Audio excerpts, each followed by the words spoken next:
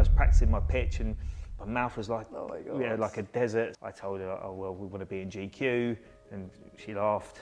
But, but after a little while, we got an email from her and she said, oh, GQ are interested. We always tell our true story. Like, we don't have to pretend to be who we're not, because at the end of the day, people do buy into our story.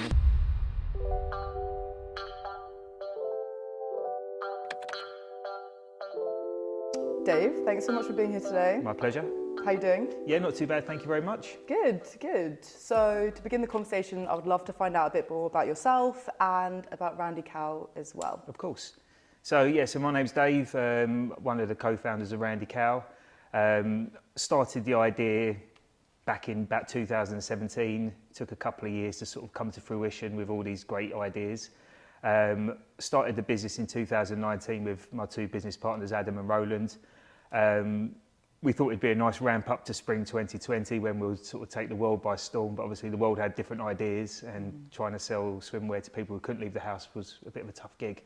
Yeah. But it's been an interesting journey since then, the last 4 years, and we've taken some great opportunities, some surprising opportunities, and we're very proud to sort of be where we are now.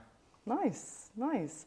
And tell me, what do you do in the business? Like, because do you split it between the three co-founders, or how does that work? Not so much. I mean, Adam and Roland are there in a slightly different entity, sort of like more from the business point of view. Adam takes care of the wholesale. Roland definitely looks after sort of like more of the business decisions and cracks the whip at us.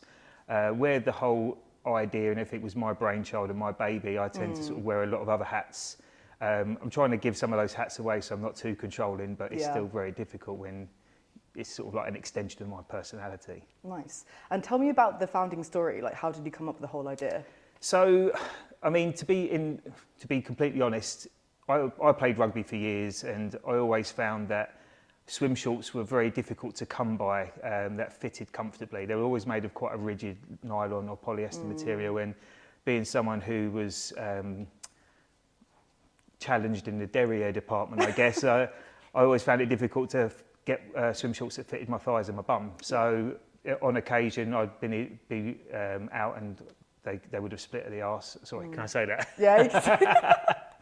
I've had them split, and it was just a case of I wanted to make some swim shorts that were for real people and were of a stretchy nature. But the more I delved into the idea, the more I sort of wanted to do something which was eco-friendly, which had some great standout designs. And then the waterproof pocket idea came when I was away and with friends drinking around the pool and seeing just people being sort of careful with their phones and that when they're getting into a pool, hiding things under a towel, and I just thought, wouldn't it be a good idea to put a waterproof pocket in a pair of shorts? And that's how that idea got born. And then that was our whole startup really, was to be just a one product business. We didn't have aspirations to be a brand as such, but as with COVID, it brought challenges, but it gave up other opportunities. And one of them was people really seemed to love Randy Cow as a brand and wanted more products, more choice. And what do you think is your customer's favourite part of the brand? Is it the design? Is it the comfort? Is it the sustainability? It's very varied in different areas of the world. So, I mean, for instance, like the practicality, the waterproof pocket is obviously our USP product. And people love it for various different reasons. It's either like the Instagrammer brigade who love having their phone on them all the time and being at a pool party. You get single parents who don't have a partner at the beachside to look after belongings when they're going in the sea with their kids. That's true, yeah. But then you get to like more of a necessity point of view, so people who do like paddle boarding or kayaking or sailing. Like it provides obviously a necessity to keep their belongings dry. Right. But in South Africa, for instance, more people buy it because it's an anti-pickpocket device. Okay. So there's lots of ways to spin it. But in terms of our customers, like loads of people buy into us as a brand, like the whole sort of cheeky side, really bad dad jokes and cow puns, and really sort of like what we're doing. We get so many reviews or emails in of people almost adopting our brand voice and replying to things that we say, but in their own sort of jokes and cow puns. So people really do love what we do. I think because we're a little bit different, and it's probably because we don't really know what we're doing. We're making it up as we go along, but we're making sure we do things right. And people seem to really buy into that. And it's great to see when people sort of really embody the Randy Cow sort of spirit in themselves. Yeah, and how did you come up with the whole brand identity? It's obviously quite unique. With The name name's a and memorable everything. one for sure. So, Yeah. I mean, the name actually came about nearly 20 years ago. So I was helping another company to sort of design some T-shirts and things years ago. And it was around the turn of like the millennium where slogan T-shirts were quite fashionable, like ones which were either tongue-in-cheek or sort of like borderline offensive. And it was just such a big market. And I thought this is quite an easy thing to do. So I had an idea, thought, well, maybe I'll start doing those T-shirts myself, and thought, but you need a catchy name. And you could see other brands out there that had like these memorable tongue-in-cheek names. And I was actually on a train going to somewhere in London, and as I was going out through Harrow, I think I saw two cows in a field being a bit amorous. And straight away I just thought, oh, it's Randy Cow. And then I just got on my phone, registered the domain name straight away, which was really? Was that available. quick? Yeah. Wow. And I actually sat there and drew the logo. Now, the original logo idea was the two cows that I saw, and wasn't really commercial, I guess. But I knew when I started the swimwear brand, I thought I need a name, something that's going to work, and you want something that's going to be memorable. And at that stage as well, nearly 15 years later, obviously you need a good domain name as well. And we don't want hyphens or .orgs or things like that. So I thought, well, I've got a good domain name. So I was working designing some logos and websites for other people. So I put on my Facebook page, I'm designing a brand for a client, a beachwear brand, and I said it's called Randy Cow, and I put the logo of the two cows. And I ended up with about like 200 comments.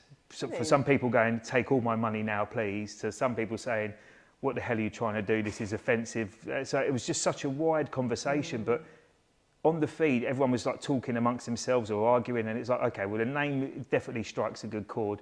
The logo we can change to being something a bit more family friendly. Yeah. And there were some guys I was working with in Australia, and I asked their opinion, and they said, don't go for anything vanilla. Yeah, it's good to have it a bit Marmite, isn't it? Yeah, almost? exactly. Like it stirs everyone always asks the question, where did you get the name from? Yeah. What does it mean?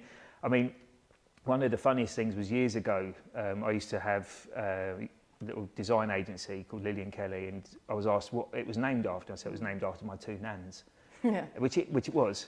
And then they said, well, what about Randy Cow? And I said, well, it was named after my mum. And I mean, it obviously wasn't, but it stroked like just that conversation all the time. I mean, my mum wasn't entirely happy with the comment, but again, it makes people remember who you are. Yeah, definitely. And I think it feels like you're not taking yourself too seriously. And it's living into this 100%. whole like dad culture of like the puns and the jokes. Yeah, and I think that really resonates. I think that's what we wanted as well. Is like you can look at the swimwear sort of industry, and it's saturated with sort of like serious six-pack models. Yeah.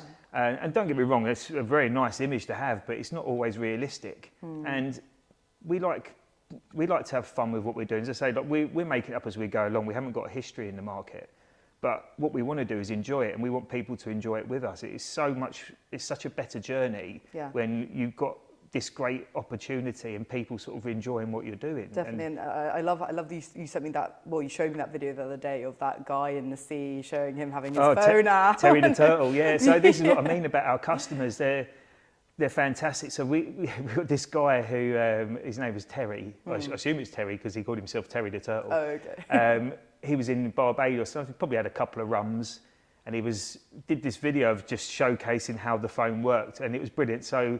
But the video I got was about 5 minutes long. Yeah. So I had to edit it down a little bit, and I put some Benny Hill music in there, which I hope he didn't mind. But he like went into the sea going, oh, these are the Dragon's Den shorts. But he was in the sea for about 5 minutes, and his wife had to say, come on, you've got to get out at some point. And like, he got out and showcased on behalf of us that the pocket actually worked and sent it in to us. And I think it's such a great thing when customers do that for you, because it speaks wonders. We didn't pay him, we didn't engage him. It was just a genuine thing. He'd had a couple of rums and thought it'd be a good idea. Yeah, I mean, you don't really think about UGC being dads doing it. Like you would, like that's just like unusual, I guess. For a lot of people. Do you do TikTok? We are starting with TikTok. We're trying to find the right sort of balance for us. Also, like I'm a massive perfectionist in what I do, and which I know you shouldn't be in certain areas because it stops you from doing too much. But where we're a beachwear brand, trying to get the right content is always a difficult factor. Yeah. So like no one really wants to buy the lifestyle image when you've got a grey sky and a concrete jungle behind you. You kind of need the beachy vibe. So we've held off until we can provide that whole sort of journey. And so we've got a load of content now, and we're going to be building as we go over the summer, and we're really going to dedicate some time to our social media and TikTok, because we know it's a huge opportunity. I mean, like, the reason why I was saying is because like that sort of content of like dads on the beach being like Terry the Turtle would go down. I think that would go viral, honestly, because people like seeing this like unusual stuff, and like, and people being a bit silly but obviously loving a product. And, absolutely, yeah. So that's definitely a goal of ours, or an aspiration, and hopefully the more we use it, the more traction we'll start getting with things like that. And how are you engaging your community at the moment? How are you attracting new customers? How are you growing the business? So it's a tough one to attract new customers because it's such a competitive market. So obviously with regards to, say, waterproof pocket, we are definitely leaps and bounds beyond other people. So we know we're top of all search results, and we've got a massive collection, so we know we're winning at that market. But as a brand, we're trying to obviously break into something which is very difficult to break into. So we've got advertising that we work with a company who do our Google ads for us. But what we're really trying to do is expand the brand. So we understand that getting new customers can be difficult. But if we can utilise the customers we've got, then we've got a better chance of growing the business at this level. So that's why we're introducing new products. Please do show. like t-shirts. T-shirts. Are the t-shirts new to the line? So we launched them this week. Oh, nice. We've got this whole design vibe called the London Beach Club. So it's all like London icons, which, as you can see, sort of like designed around a beach vibe to make it a bit different, just something that stands out. But we understand if we could provide more products, then we give people more chance of upping their average order value, but also more chance of coming back and shopping with us more often. Because of course. there's only so many times people want to buy a pair of swim shorts over a year, and yes, you're lucky enough to go away every weekend. Yeah. But we are essentially still a startup, so we are trying to do things as organically as possible without taking on too much, because if we do too much, then we lose everything that we like doing, like being good at customer service, trying to sort of do the right thing as we go. And if we spread ourselves too thin, then we risk ruining what we've built up over the last few years. Yeah, no, I completely get that. And you want to be known as something that's great rather than trying to do everything. Yeah, 100%. Like, to make a bit of a difference and people to have... My whole idea about the brand is to be something when people look at us or see the logo, they have like a good feeling. I know that's very vague and very sort of probably ambitious, but if we could always just be associated with doing good, whether it's great products that help the environment, or just good customer service, or just doing nice things, that would be the absolute dream. Amazing. And how are you fostering a sense of community between your customer base at the moment? Are you doing anything around that? Are you doing pop-ups? Are you doing... Not yet. So we've spoken to a few different places in regards to sort of looking at things that you can do, like beach cleans and stuff like that. But there's a lot of red tape when it comes to trying to do something like that. So it's not as easy as one would hope it would be. So obviously our products are made from recycled or sustainable materials. The shorts are made from 12 plastic bottles, approximately. But then if you buy a pair of shorts, we also fund the removal of 1 kilo of plastic from entering the oceans with a partnership we've got with a company called Ocean Co. Okay, nice. So essentially, if you buy a pair of shorts from us, you're saving 100 plastic bottles from ill fates of the ocean. We were with 1% for the planet, but there's only so many charity things we can do at this sort of stage of our growth. But yes, we would like to do more in terms of actual charity sort of things, or cleaning beaches and that sort of stuff. But as I say, it's one little step at a time. Definitely, definitely. So how else are you incorporating sustainability into your operations, manufacturing? Is it mainly like the materials, or is there any other? Well, we try to do it in sort of almost every walk of life we can. So like with, obviously the materials we use are in any way we can be sustainable. Yeah. So the t-shirts are 100% organic cotton, which means that they use this, because I didn't realise until I started this, like cotton trade is a real bad thing in some areas, like it's borderline slave labour in some camps in China. So you need to be sort of aware and own your chain of products. Yeah. Also it uses loads less water, chemicals, etc. So it is actually quite good in comparison. we don't put any single-use plastic in any of our packaging. Everything that we package is recycled or reusable or biodegradable. In the office, obviously, we try to sort of work as best as possible. We recycle everything packaging-wise. Yeah. I did try to train Faye in how to package things in the dark to lower our carbon footprint, but that wasn't such a great idea. But it's like, please stop. Yeah. No, that's really great. So turning on to like a different topic. So obviously you're on Dragon's Den. Yes. And I'm sure you've spoken about this a lot with everyone, but I would love to find out a bit more and to tell everyone about your experience on that and the impact it's had on the business as well. Yeah, for sure. I mean, it was a hell of a whirlwind. So it wasn't ever anything that was on our radar. But we got an email out the blue from a research at the BBC last April, just saying that they saw us on the National Startup Awards and wondered if I would be interested in going on the show. Oh, so you were picked out? Yeah. So do they do that? Most of the people going on? I don't think so. I think because I asked this question because I said I didn't realise, and the researcher said, well, they do it just to try and find like a balance, really. So okay. I did ask, like, what side of the coin do you see me falling on? Because if you're balancing me out against the good stuff, I really don't want to be part of it. But he couldn't give too much away, but we got the impression that we were being sought after for a legitimate reason. Yeah, of course. But it was a whirlwind. Within 3 weeks of receiving that email, I'd had an interview, then an audition, and then we was up in Manchester filming. Okay. The Dragons, they were nice as pie, really. I mean, at the end of the day, it's an entertainment show.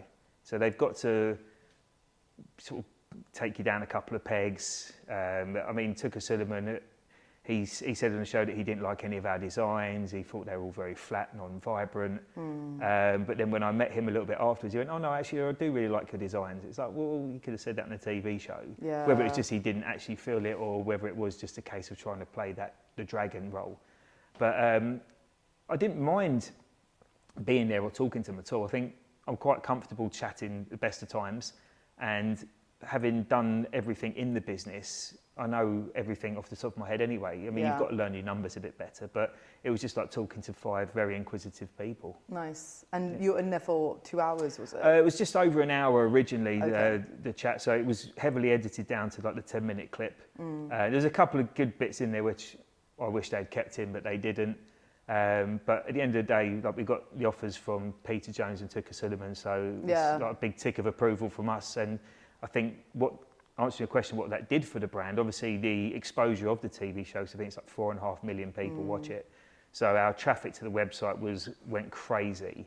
Sales went up, obviously, and just loads more inquiries. But having the offers extended by those two does give you like a seal of approval for people who are watching, because we're not the cheapest products out there. So I think sometimes people need a little bit of a nudge to say, okay, well, these guys are worth the money that they're selling up for. I always find it quite funny on Dragon's Den because they've obviously edited it down so much, and you see them like slating the person, then they give them an offer, and you're like, well, how does that quite work? Yeah, and, I mean, as I say, I think there is a lot that goes into it from an entertainment point of view. Yeah. Because I guess it was just plain sailing all the way through, it would become a bit boring. But it was just a crazy experience, really. I think whirlwind is the best way to describe it. And were you quite nervous when you were going in? Not really. So, I mean, Really? I'm quite confident in chatting, and because I know what I'm talking about, it's fine. I think probably about 3 minutes before I was going out, I did feel a little bit nervous because the staff there kept coming going, are you okay? Are you okay? Do you want some water? And then you're going, well, I'm not now. Like, you're making me feel nervous. But making me nervous, it was, I think the thing that made it worse as well was that we got there the night before to drop off all of our stock and things like that. And they said, oh, come back at 6 o'clock in the morning. We've got a green room, we can have breakfast and tea and just take things a bit easy. And as soon as I got there, they went, right, you're on first. And like, it was like the old shepherds had come out, and it was into hair and makeup. And before I knew it, I was practicing my pitch, and my mouth was like, like a desert. So it was all over the place. But I think the drive home from Manchester was a long one, but just like quite a reflective one, and going, Christ, how's this happened? But it's another thing in our journey that we never thought would happen and did, and it's worked out to be a good thing for us. So you're happy that you went on there? Yeah, 100%, yeah, because like I say, it opens up a whole new audience to us, and that's what we want. And say, we not that we need the affirmation from people to say, oh, you was approved on Dragon's Den, but it really does help people to think, okay, well, you're not that bad. So I think if it would have gone the other way, it could have been probably very detrimental to the brand if we'd got cut to pieces and not on offer. Yeah, for sure. Well, you did, so it's all good. But I really loved the whole design and the beach setup as well. Well, cool. I mean, I didn't have anything to do with that. Did they set it all up for you? Yeah, and because everything? normally you would set it up yourself, but because I got ushered into everything else as soon as I got there, they set up the little stand, which was a bit of a shame because we took hundreds of pairs of shorts and towels and flip-flops, and they'd only put out maybe 10 or 12 pairs. Yeah. And I even said at one point, he went, "Oh, you haven't put lots out there." And I said, "Well, that's down to the BBC." But they cut that from the show, as you can imagine. Don't keep that bit in. Yeah. Don't criticise us. Yeah, that's cool. Do you mind just showing Sure. So the trunks there? Yeah. So these are one of our latest samples where we're actually upgrading our product, because what we like to evolve and listen to people as much as possible. So our new range is, we've got rid of scratchy label that, well, I didn't think it was that scratchy, but some people moan that it does scratch a little bit. So we've got rid of that and just put a small one on the back here. Nice. We've got rid of the cotton mesh lining, which a lot of people dislike. So we've got like a nice silky compression lining now. Nice. How are you getting the feedback from people? Is it like Instagram? Or? I ask a lot of customers sometimes. I just send them emails. Okay.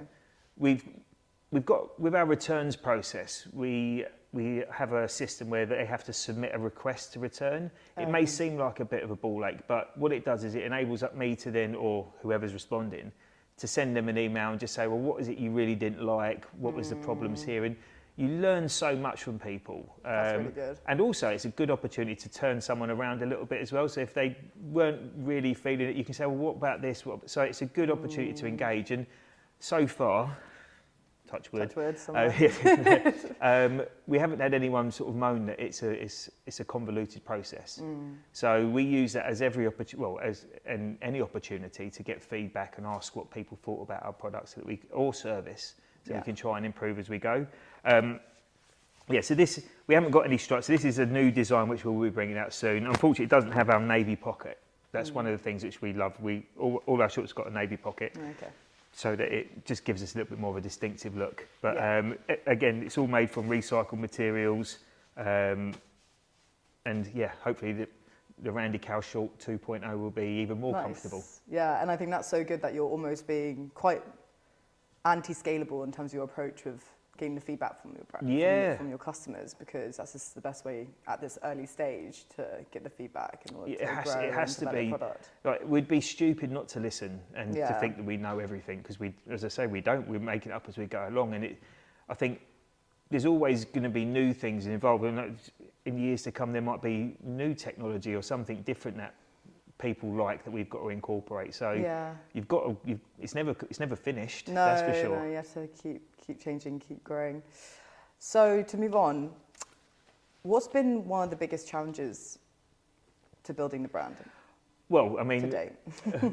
Despite COVID. Yeah, maybe that was a big one. Yeah, so I mean, starting off, and as I said earlier, trying to sell beachwear to people who couldn't leave the house was a big issue. Yeah. But COVID also, other issues that COVID brought was like, in order to try and get your name out there, you need the world to be moving. As I say, like, you need the right locations, and because nobody was travelling, you had no influencers going out there, press publications weren't really running much about holiday attire. But we had a really good PR girl, Tash, who was working with us, and she asked what my goals and aspirations were, and I told her, oh, well, we want to be in GQ, and she laughed. But but after a little while, we got an email from her, and she said, oh, well, GQ are interested. So we end up having a full-page feature in British GQ, and that was a game changer for us, because again, like, people looked at it and suddenly thought, well, okay, if they're in here. And then I got an email off the back of that about a week later. It was just for a contact form on our website. It just said, oh, hi, would you be interested in selling swim shorts to the Waldorf Astoria Hotel in Dubai? Wow. And I thought, that's one of my friends just messing about. So I was like, sure, give me your phone number, I'll give you a call. And lo and behold, it was a GM at Waldorf Astoria. So we ended up selling to them. And then next thing I know, we then got into Selfridges. But in terms of other sort of hurdles, I'm such a perfectionist, as I said a minute ago. I want things to be perfect, which isn't always the best approach, because sometimes perfection can get in the way of just progress. But we had little issues, like sometimes the drawstrings on the shorts didn't sit at the right height together, or the inner label was on the wrong side of the pocket, so in lighter shorts you could see it coming through, and those things really... Like design. Yeah, and it's just, these are things that are outside of your control as well, because we'd been through sampling processes, they knew the standards that we wanted to meet, and then every now and then there were things that weren't quite right, and you end up pulling your hair out. But they're things that probably only you notice, rather than anyone else. So it's not worth getting too upset about. But I do have my standards, and that's why I want everything to sort of meet that, so that we can maintain our position and say that we are worth the money that we're charging, and we are here to do the best products and best service that we can. Yeah, definitely. And highlight? Oh, highlights. I mean, from the small ones, which would be just engaging with our customers. Say Terry the Turtle was a great moment. There's been a couple of other really good customers. There's a guy called Matt Smith who used to comment almost on every post. Really? Like, these are the best swim shorts ever. And it was great. We ran some social media ads a year or two ago now, and I remember someone put in, well, not necessarily a negative comment, but more of an inquisitive one, like, who are you guys, like this, that and the other. And before we could reply, he'd replied on behalf of us going, well, I can tell you now these are the best. And that's a great moment when your customers are answering your customer service queries for you. But I think in terms of personal highlight, was getting invited to New York Fashion Week. I mean, for a guy who's never had any experience in it, the imposter syndrome was real. We got out there, and Adam and I were there, and we were sort of doing the fitting with the models, and we were like, oh my God, like, there's all these designers around taking everything so seriously. We were a little bit drunk, and we just loving the opportunity. And I was being interviewed by one fashion online channel on the red carpet outside the show. And the guy was there, he goes, I'm here with Dave from Randy Cow. And he's like, where did you study fashion, and what was your inspiration behind the brand? And I just went, I said, well, I got drunk and thought it would be a good idea. And there was those really awkward pause. And then he went, oh, I love it. And that just sort of said to us, we always tell our true story. We don't have to pretend to be who we're not, because at the end of the day, people do buy into our story. And seeing our shorts walking down, mind you, I have to say as well, it was in 2022, so COVID had just opened the world up. So this particular show had been moved to a rooftop in Soho in New York. And we got there, and it was like a nice couple of spring days. The morning of the show, we woke up, it was a blizzard. Wow. So these poor guys are on a rooftop 20 stories up in New York City, probably -4 degrees, walking around in our swim shorts. I was like, I'm sorry. Wait, so was it like a swimwear catwalk, or what? Well, no, I mean, was it all over the shop? It was a mixture of like new and upcoming designers. That's what they labelled it as. We were the only ones that put our guys out there in just shorts. Yeah. There was a few looks of the models, but they did a fantastic job. And say, like, if anything, the pictures actually looked really good with the white snow background. Yeah, it probably would look quite editorial and edgy. Yeah, exactly. Yeah, it worked. I mean, we got some great press in certain magazines like Elle, Tatler, GQ again. So it was really good to see all those things working for us. And as I say, having a tick in your CV to say that you've done a show at New York Fashion Week was quite good. Yeah, what an experience. Yeah. It's really cool. Yeah. We did Miami Fashion Week later that year as well, or Miami Swim Week as they called it, and that was definitely more our vibe. Yeah. Miami Beach, warm, everyone was swimwear. So. Yeah, that's what I was thinking of when you were talking about like the fashion week. Yeah. More swimwear, but that was you never know. So that's cool. Yeah, that was a really good moment for us, and we've been invited back to a few more of them. But I think at the moment we're just trying to focus on a few other things before we start going back and doing some shows. Yeah, because you ship globally, don't you? So you're absolutely. I mean, the US market's quite a big one for us. Yeah. We get a lot of traffic from there, and we've just signed a deal with FedEx, so we can actually ship next day to the States, which I still can't get my head around. Yeah, it blows my mind. Yeah, so like especially with the time zones, if you're on the East Coast, if you order in the morning, you'll have it next day. Yeah. And I'm just sitting there going, mad. That's crazy considering so we used to ship to, I think, Wales, and that could take 2 days. Yeah. It's actually mind-boggling. Yeah. Cool. So obviously we partnered with each other. Yes. So I would love to ask why you've decided to partner with Continue, and also to incorporate Resale into your business model. Yeah, I mean, when I first heard about you guys, it just seemed like a great fit. Like what you stand for and everything just breeds what we want to stand for. I mean, the re-love, pre-love sort of movement is huge right now. People wanting to shop secondhand, the ideas of vintage and things like that. But to incorporate that into our site and have a legitimate way for customers to sell their Randy Cow's wardrobe with a trace to show when they purchased it is a great thing. But also, like I said earlier, we know we're not the cheapest out there. So it's a great way for people to be able to sort of fund upgrading their wardrobe with the store credit idea, or just buy a cheaper pair. And one of the big things, as I said to you before with this, is it's the kids wear range. Because obviously kids, they grow so quickly, and our shorts are made to be durable. They're all triple stitched. The material's very long-term wearing, so they've got life in them. But kids obviously have their growth spurts, so it's a great way for parents to manage new items or sell the old ones. So I think it's just it goes with everything we stand for. The reducing waste will be huge. Yeah, for sure. And I think it also plays into that whole feel-good factor that you were talking about before. Yeah. Like when someone looks at Randy Cow, they want to feel like you're doing something good and something meaningful. And I think that really lends itself. Yeah, absolutely. I mean, like we don't take any money from the items being resold. We want that to be a complete entity just to the customers. Obviously, offering the store credit with a little bit extra obviously does incentivize them to spend money again with us. But obviously we're giving them a little bit more to try and keep that circle of life. Circle of life. Yeah, it's not really Elton John's moment, but just to try and keep them involved and with us, because our customer retention rate's pretty high considering we don't sell that many products. What would be a piece of advice that you would give to someone starting their own brand? Aside from don't do it? No.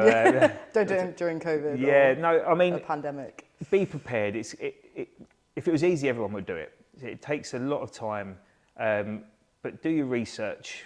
Go and visit your suppliers, go and visit your factories, look at what your customers' profile looks like.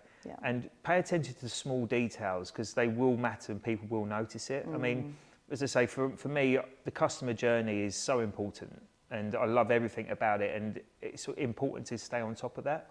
So I think if you can make sure, obviously, do good products as well, because you don't want to shovel the proverbial.